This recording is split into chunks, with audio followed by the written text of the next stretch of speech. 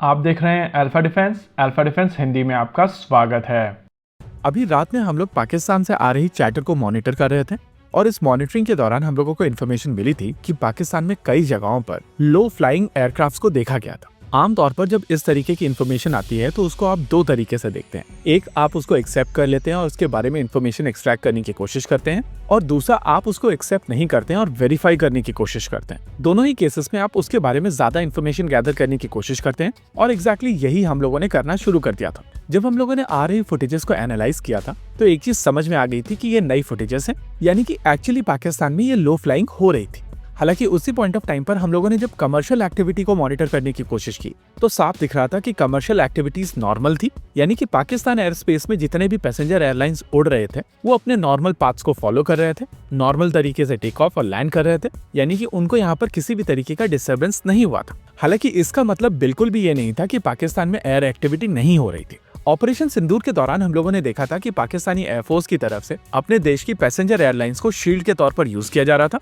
और पीएएफ के fighter jets इन passenger airlines के पीछे छुपकर वार कर रहे थे। आमतौर पर रेस्पॉन्सिबल एयरफोर्सेस अगर कहीं पर किसी भी तरीके का कॉन्फ्लिक्ट हो रहा है या कुछ छोटी सी भी परेशानी होती है तो पैसेंजर एयरलाइंस का ऑपरेशन तुरंत सस्पेंड कर देते हैं ताकि किसी भी तरीके का सिविलियन डैमेज ना हो। हालांकि पाकिस्तान एयरफोर्स एक डिफरेंट तरीके की एयरफोर्स है और ऑपरेशन सिंदूर के दौरान वो पैसेंजर एयरक्राफ्ट को बेसिकली शील्ड के तौर पर यूज कर रहे थे ताकि भारतीय वायुसेना उनके ऊपर बीवीआर मिसाइल सिस्टम्स फायर ना करे। वैसे कल रात में पाकिस्तान एयरफोर्स की तरफ से ये जो एक्सरसाइज की गई थी इसको किसी भी तरीके से पहले डिक्लेयर नहीं किया गया था और इनको लेकर किसी भी तरीके की एरिया वार्निंग भी नहीं दी गई थी। मोस्ट लाइकली यही कारण था कि पाकिस्तान एयरफोर्स की तरफ से अपने फाइटर जेट्स को काफी नीचे उड़ाया जा रहा था, और क्योंकि लो फ्लाइंग एयरक्राफ्ट पाकिस्तान में दिखाई दे रहे थे इस वजह से लोगों के बीच में ये पैनिक क्रिएट हो गया था। वैसे कल के पूरे एपिसोड को अगर आप एनालाइज करने की कोशिश करेंगे तो आप वहाँ पर पाकिस्तान एयरफोर्स की स्थिति को समझ सकते हैं। देखिए, ऑपरेशन सिंदूर के दौरान भारतीय वायुसेना पाकिस्तान के अंदर जाकर कई जगहों को टारगेट करके वापस आती है,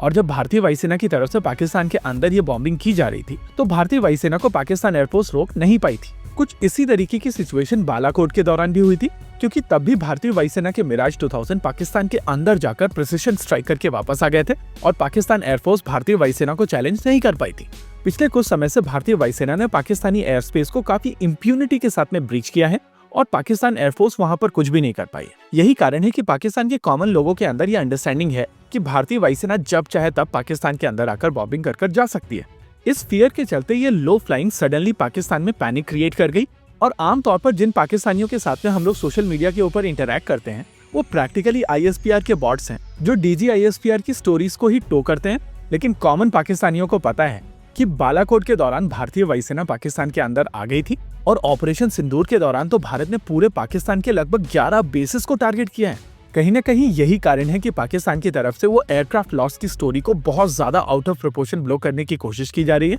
और पाकिस्तान एयरफोर्स यहाँ पर दिखाना चाहती है कि भले ही भारतीय वायुसेना ने पाकिस्तान की एयर स्पेस को कई बार वायलेट किया है, लेकिन समहाउ उसके रेस्पॉन्स में पाकिस्तान एयरफोर्स की तरफ से भारतीय वायुसेना के कुछ एयरक्राफ्ट को मारकर गिराया गया है। अभी तक भारतीय वायुसेना की तरफ से पाकिस्तान के कितने एयरक्राफ्ट को मारकर गिराया गया है उसको लेकर किसी भी तरीके का ऑफिशियल नंबर नहीं दिया गया है, क्योंकि भारतीय वायुसेना का ऑब्जेक्टिव क्लियर था कि उनको पाकिस्तान में पहले टेररिस्ट ऑर्गेनाइजेशंस के टारगेट्स को मारना है और बाद में पाकिस्तानी मिलिट्री के टारगेट्स को मारना है, क्योंकि वो भारत के रेस्पॉन्स को लेकर इन्वॉल्व हुए थे। वहीं दूसरी ओर पाकिस्तान एयरफोर्स की तरफ से कोशिश की जा रही है कि अपनी जनता को कन्विंस किया जाए कि भले ही भारतीय वायुसेना हम लोगों के एयर स्पेस को वॉयलेट कर गई है, लेकिन समहाउ हम लोगों ने भारतीय वायुसेना के कुछ एयरक्राफ्ट को मारा है, और उस हिसाब से हम लोग इतने बेचारे नहीं हैं। होप इस सिचुएशन को लेकर आपको यहाँ पर बेहतर क्लैरिटी मिली होगी। इसी के साथ आज के इस वीडियो में रखते हैं केवल इतना ही। वीडियो को अंत तक देखने के लिए धन्यवाद। देखते रहिए अल्फा डिफेंस। जय हिंद।